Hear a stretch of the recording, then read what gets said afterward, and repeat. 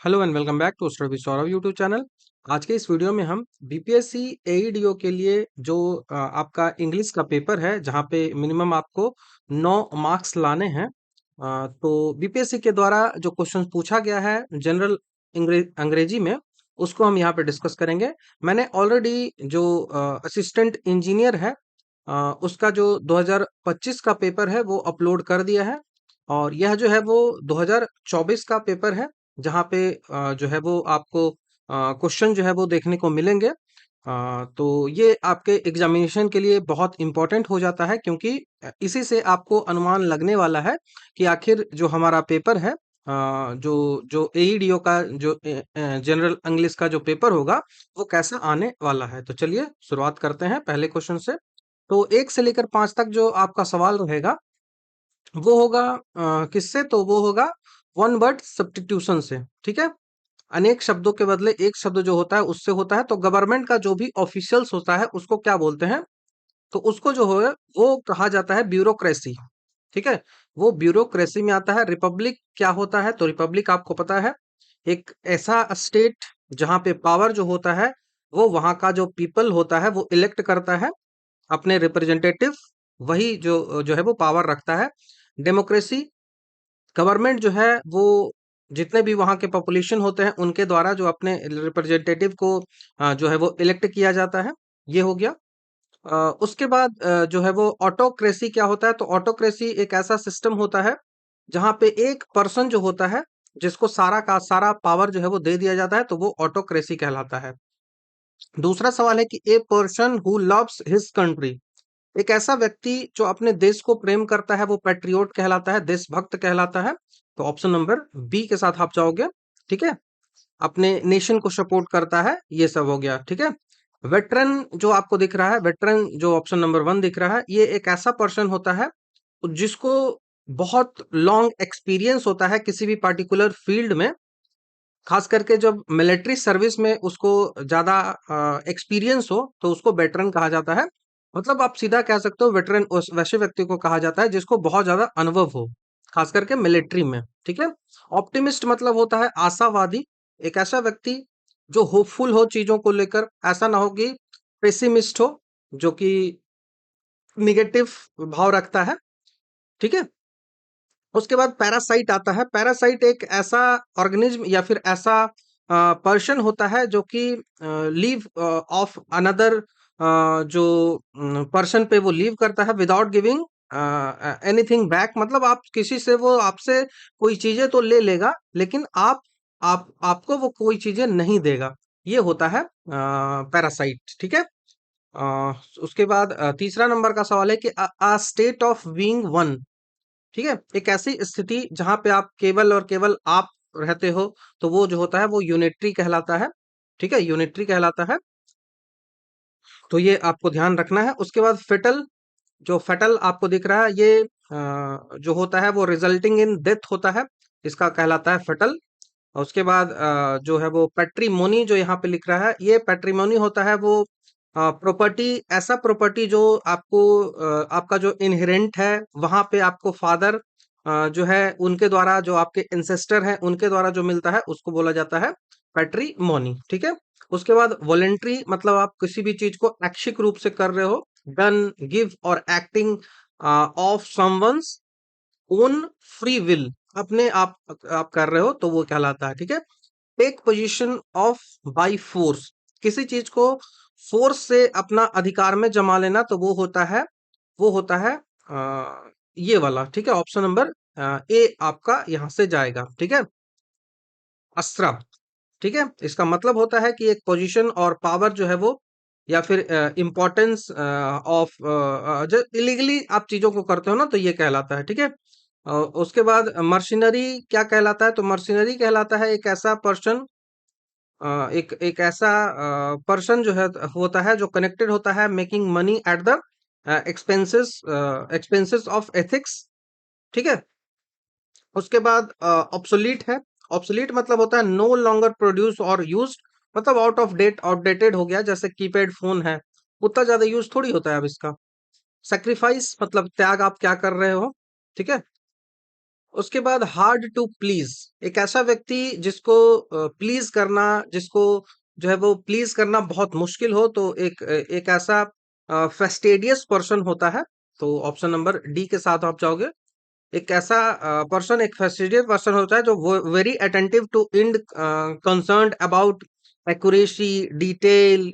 तो इसके कारण आपको उसको सेटिस्फाई करना थोड़ा डिफिकल्ट हो जाता है। तो इसी कारण से उसको फेस्टिडियस बोलते हैं, फेस्टिडियस इसको कहा जाता है। यह आपको ध्यान रखना होगा। ठीक है। और ठीक है, ये इलीगल आपको पता है कि क्या होता है। यूनानिमस आपको पता है कि क्या होता है। जब पूरा सहमति से चीजें हो तो वो यूनानिमस कहलाता है। ठीक है। सेप्टिक जो होता है, एक ऐसा व्यक्ति होता है सेप्टिक, जो कि कोई भी चीजें हैं जो आप चलते आ रही है, सबको इन्हें किसी चीज को मान के रखा है ना, उसको वो क्वेश्चन करेगा कि आखिर ऐसा क्यों हो रहा है। ठीक है। तो जो भी एक्सेप्टेड ओपिनियन होता है उस पे वो डाउट करे, उस पे वो क्वेश्चन करे, तो उसको सेप्टिक कहा जाता है। ठीक है। तो आपने यहाँ ओडब्ल्यूएस देख लिया। अब उसके बाद जो फिर से आपको क्या देखना है, तो आपको देखना है अपोजिट मीनिंग, आपको देखना है एंटोनिम्स, आपको देखना है। तो एंटोनिम्स आपको विक्ड का दिखना है कि विक्ड का जो एंटोनिम्स होता है वो क्या होता है। तो विक्ड का जो एंटोनिम्स होता है वो वर्टियस होता है। ऑप्शन नंबर बी के साथ आप जाओगे। विक्ड इसका मतलब होता है कि एक इविल और मोरली रॉन्ग व्यक्ति। विट्रियस आप कह सकते हो means having high moral standards. ठीक है। तो इसका मतलब होता है कैसा इविल व्यक्ति, मोरली रॉन्ग व्यक्ति, तो वो विक्ड कहलाएगा। ठीक है। तो वो विक्ड कहलाएगा। और विट्रियस जो यहाँ पे दिख रहा है, इसका मतलब हुआ कि बहुत ज्यादा मोरल पे वो ध्यान देता है, तो वो कहलाता है विट्रियस। ठीक है। विट्रियस वो कहलाता है। उसके बाद ट्रिवियल की बात करें तो अनइम्पॉर्टेंट व्यक्ति होता है, उसको ट्रिवियल कहा जाता है। अनइम्पॉर्टेंट थिंग को कुछ भी हो तो उसको ट्रिवियल कहा जाता है। उसके बाद लोयल आपको पता है, लोयल मतलब फेथफुल होता है। और पेसिमिस्ट तो आपको मैंने अभी ही बताया है। आशावादी जो व्यक्ति होता है उसको पेसिमिस्ट जो है वो कहा जाता है। परसुएड मतलब क्या होता है, तो परसुएड मतलब होता है किसी को मनाना। तो किसी को आप मना रहे हो किसी काम करने के लिए, तो उसके लिए याद हो गया डिस्युएड, मतलब उसको उस काम को ना करने के लिए मनाने ला, तब डिस्युएड कहलाएगा। ठीक है। इग्नोबल, इग्नोबल जो होता है वो नॉट ऑनरेबल, एक ऐसा व्यक्ति या फिर एक ऐसा थिंग जो ऑनरेबल ना हो, जिसको सम्मान नहीं मिलता हो। उसके बाद टेम है, मतलब नॉट वाइल्ड, एक ऐसा व्यक्ति जो शांत हो, वाइल्ड ना हो। ठीक है। तो ये आपको ध्यान रखना होगा। नेक्स्ट बढ़ते हैं। वैग्यू, वैग्यू मतलब होता है एक ऐसा चीज है जो क्लियर ना हो। ठीक है। ये क्लियर ना हो, अस्पष्ट ना हो, मतलब अनक्लियर हो, डिफिनिट ना हो। तो इसके लिए डिफिनिट हो, तो ऑप्शन नंबर डी के साथ आप चाहोगे। ठीक है। हार्ड, रिवार्ड आपको पता है, किसी कोई काम आप करते हो तो उसके लिए आपको रिवार्ड जो है वो मिलता है। पुरस्कार आप कह सकते हो, जैसे आपका कैशबैक है तो वो रिवार्ड ही हो जाता है ना। हार्ड मतलब बहुत डिफिकल्ट हो गया। वाइज मतलब होता है इमोरल बिहेवियर। ठीक है। वाइज मतलब होता है इमोरल बिहेवियर। क्रूड जो है वो उसका मतलब क्या होता है। क्रूड, क्रूड जो होता है इसका मतलब होता है नेचुरल और रॉ स्टेट। ठीक है। जैसे इसी कारण से तो क्रूड ऑयल उसको कहा जाता है ना, क्योंकि वो नेचुरल स्टेट में होता है, रॉ स्टेट में होता है, अनप्रोसेस्ड होता है, उसको क्रूड कहा जाता है। इसी कारण तो क्रूड ऑयल बोलते हैं ना। तो इसके लिए क्या आ जाएगा, रिफाइंड आ जाएगा। ऑप्शन नंबर डी आपका आ जाएगा। डल मतलब लैकिंग इंटरेस्ट।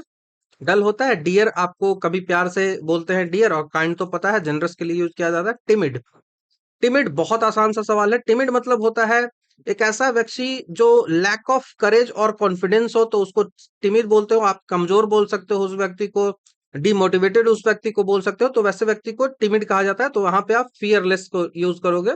ठीक है। फियरलेस को यूज करोगे। कूल आपको पता है, जो काम रहता हो, जो चिली मूड में रहता हो, वो हो गया। रफ जो है वो अनइवन जो होता है उसके लिए रफ होता है। थिन तो पतला, आपको पता ही है।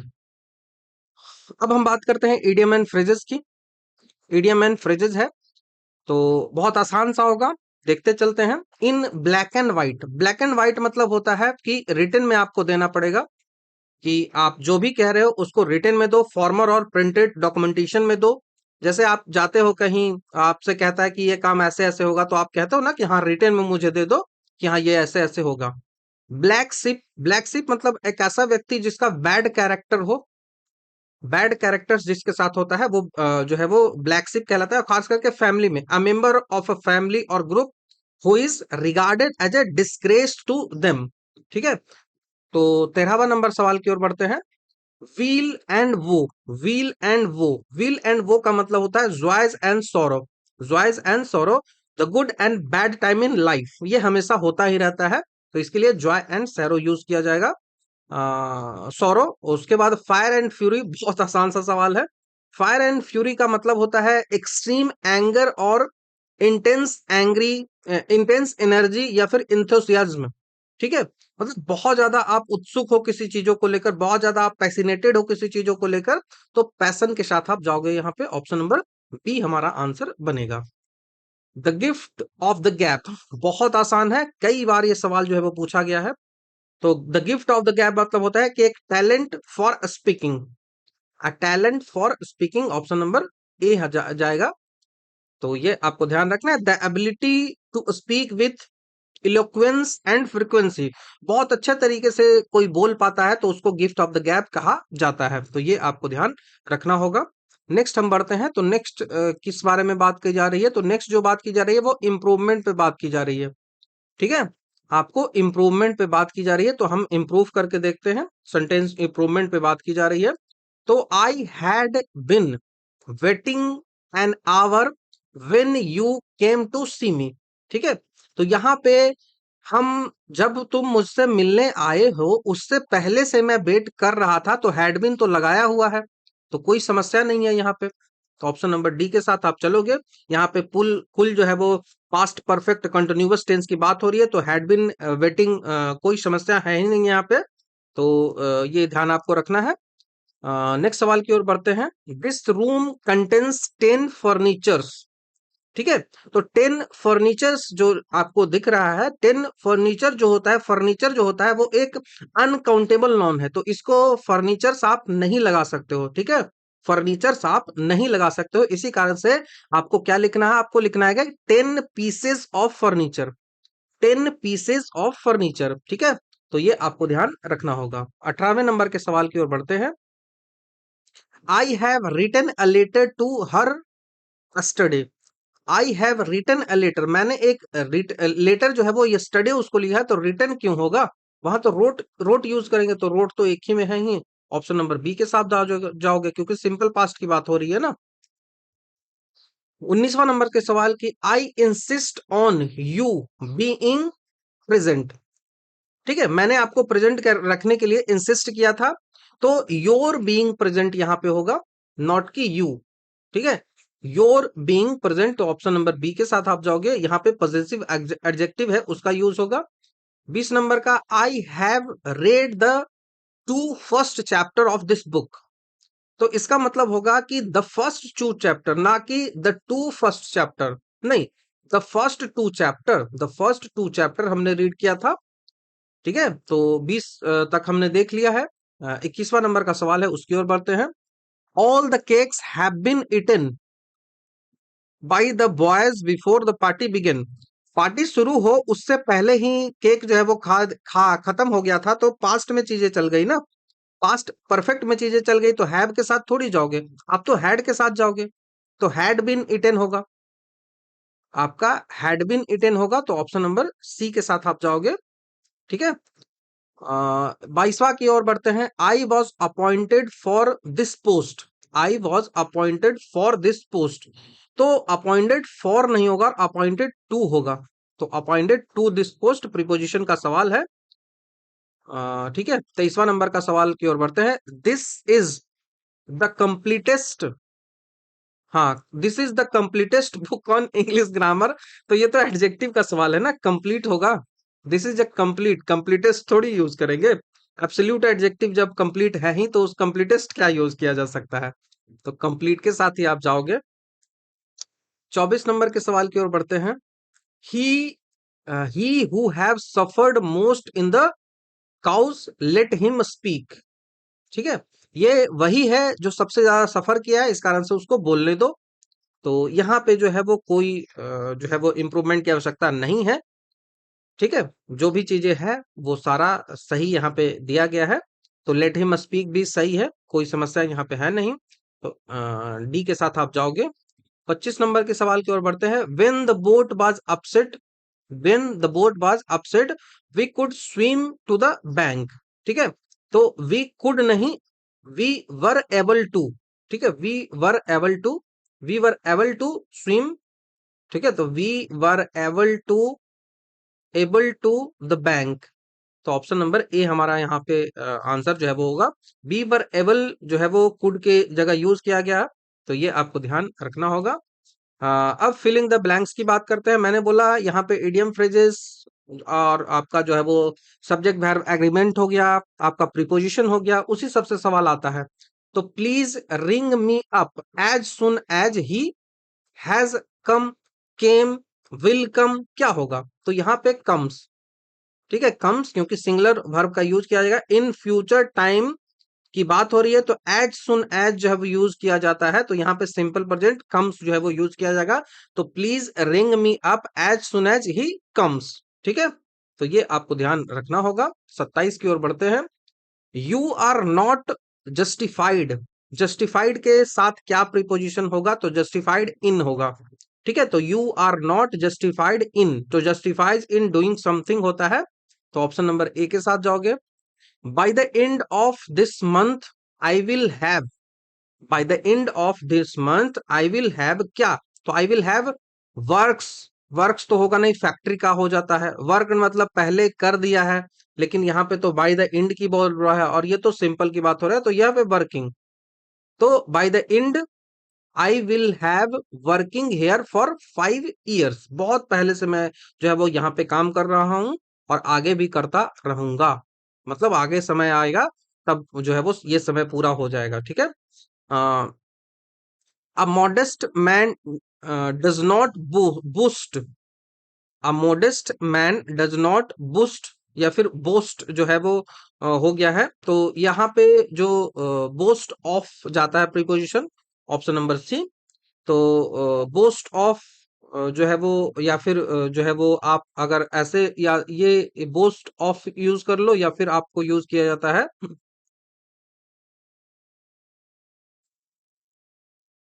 बोस्ट अबाउट, ये भी जो है वो यूज किया जाता है। तो ऑप्शन नंबर सी के साथ हम यहाँ पे चलेंगे। 30 नंबर की ओर बढ़ते हैं। इफ आई वर, ऐसा जब भी सवाल है तो वर के साथ चले जाओगे जब हाइपोथेटिकल सिचुएशन बनती है। 31, ही प्रेफर्ड प्लेइंग फुटबॉल टू क्या? स्टडी, स्टडिंग, तो क्या होगा? तो स्टडिंग बहुत आसान सा है, जिसने अंग्रेजी पढ़ी होगी ना वो बहुत आसानी से चीजों को कर पाएगा। The university has been closed, the university has been closed since, for थोड़ी होगा, सिंस एस्टरडे। फॉर तो कोई स्पेसिफिक जब टाइम बताएगा उसका ना, तो ये तो टाइम ऑफ पीरियड की बात हो रही है, फ्रॉम नहीं, फॉर। फॉर बोल रहा हूँ, सिंस होगा। तो ऑप्शन नंबर डी के साथ आप जाओगे। 33 की बात करते हैं। The confluence of government and technology affects our life, या फिर इफेक्ट, इफेक्ट नहीं होगा, अफेक्ट्स होगा। तो अफेक्ट्स कहाँ है? तो यहाँ पे है, ऑप्शन नंबर ए के साथ आप चलोगे। ये होमोनिम्स जो होते हैं उससे संबंधित है। Don't go out now, we are, we are having, we are, we are going to have lunch. तो बी आर गोइंग नहीं होगा, बीइंग नहीं होगा, हैविंग नहीं होगा, बी आर अबाउट टू, मतलब जस्ट अब जो है वो करने ही वाले हैं हम लंच, इसलिए बाहर मत जाओ। Sentinels were posted last the sentinel were posted least the camp, sentinel was posted least the camp should be taken by surprise। तो यहाँ पे should का जो है वो यूज किया जाएगा।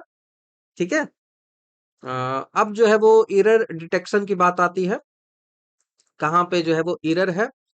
तो the wisdom is the gift of haven, the wisdom is the gift of haven. तो यहाँ पे जो एरर है वो जो है वो ऑप्शन नंबर ए में ही आएगा। विजडम जो है वो अब्स्ट्रैक्ट नाउन है जो कि यूज किया जाता है जनरल सेंस में। सो इट डज नॉट जो है वो आर्टिकल की इसको आवश्यकता है ही नहीं, तो wisdom is the gift of haven होगा, द की आवश्यकता नहीं है। ठीक है, 37 नंबर के सवाल की बात करते हैं। This This is one of the most interesting books. This is one of the most interesting books that has ever been printed. तो यहाँ पे क्या है? बुक्स है।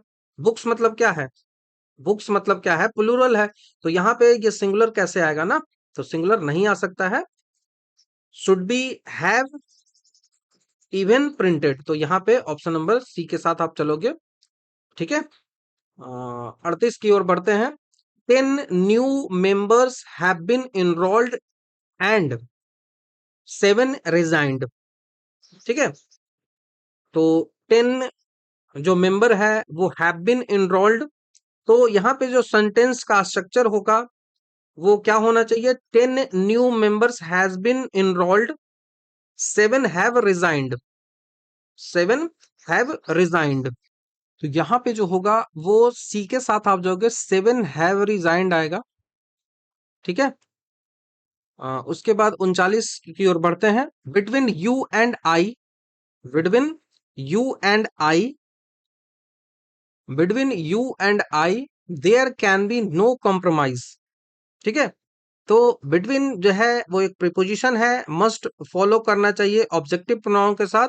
तो बिटवीन यू एंड आई जो है उसकी जगह मतलब क्या होगा? तो मतलब इसका आई जो होगा वो मी की तरह यूज किया जाएगा, क्योंकि ऑब्जेक्टिव चाहिए। तो बिटवीन यू एंड मी, तो ऑप्शन नंबर बी के साथ आप जाओगे। 40 क्या होगा? Unless you apologise apologised, unless you apologised I shall punish you. जब तक तुम माफी नहीं मांग लेते तब तक मैं तुमको जो है वो पनिश करूंगा।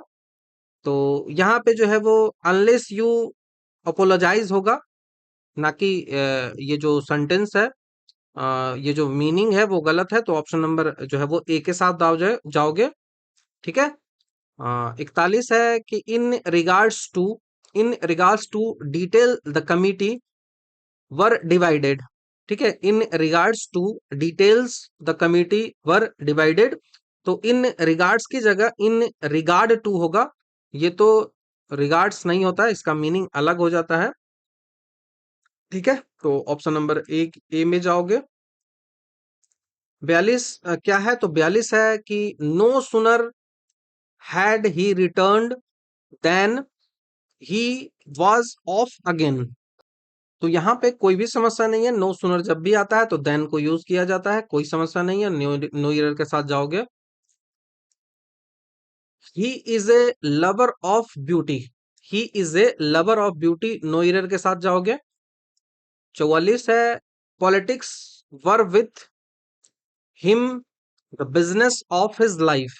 तो यहाँ पे जो पॉलिटिक्स होगा, यहाँ पे पॉलिटिक्स वर की जगह पॉलिटिक्स वाज यूज करेंगे। तो ऑप्शन नंबर ए के साथ आप जाओगे। 45 है Calcutta father, Calcutta is father from the, father बोल रहा हूँ, फर्दर मतलब दूर होना। तो Calcutta is further from the equator than Colombo. ठीक है। तो ये जो होगा यहाँ पे भी नो एरर होगा। तो 45 तक हो गया है। उसके बाद आपको जो है वो क्या करना है? आपको जो है वो इसके बाद नियरेस्ट मीनिंग मतलब सिनोनिम की बात करनी है। तो सिलेंडर जो होता है उसको स्लिम के साथ लेके जाओगे। और ठीक है, सिलेंडर स्लिम के साथ लेके जाओगे। ऑफुल जब होता है, ऑफुल का मतलब होता है टेरिबल कंडीशन आपके लिए बन रही है। उसके बाद जो है वो जेनिथ, जेनिथ मतलब होता है एपेक्स पोजीशन पे आप जा रहे हो। ठीक है, एपेक्स पोजीशन पे जाके हो। उसके साथ ही इमेकुलेट जो आपको दिख रहा है, इमेकुलेट, इसका मतलब होता है spotless, spotless perfectly clean NEET. तो ये स्पॉटलेस होता है इमेकुलेट। उसके बाद थ्राइव, थ्राइव मतलब होता है प्रपोजल टू ग्रो और डेवलप वेल। तो थ्राइव मतलब जो है वो प्रोस्पर, नॉट प्रपोजल, प्रोस्पर। तो यहाँ पे पूरा जो 50 क्वेश्चन है वो हमने डिस्कस कर लिया। तो आई होप आपको चीजें क्लियर हुई होंगी। इसी प्रकार के प्रश्न जो है वो पूछे जाएंगे। आपको वीडियो कैसा लगा आप कमेंट में बता दो। और बाकी 2 पेपर इसका और बचता है, तो यदि आपको 2 पेपर और चाहिए तो कमेंट में मुझे बताइए कि हाँ इसको कंटिन्यू कर दीजिए। अदरवाइज ये 2 आपके लिए काफी है। और व्यूज आते हैं तो मैं 2 और अपलोड कर दूंगा, अदरवाइज नहीं करूंगा। ठीक है। तो thank you very much. Next video में आपसे जल्द ही मिलता हूँ।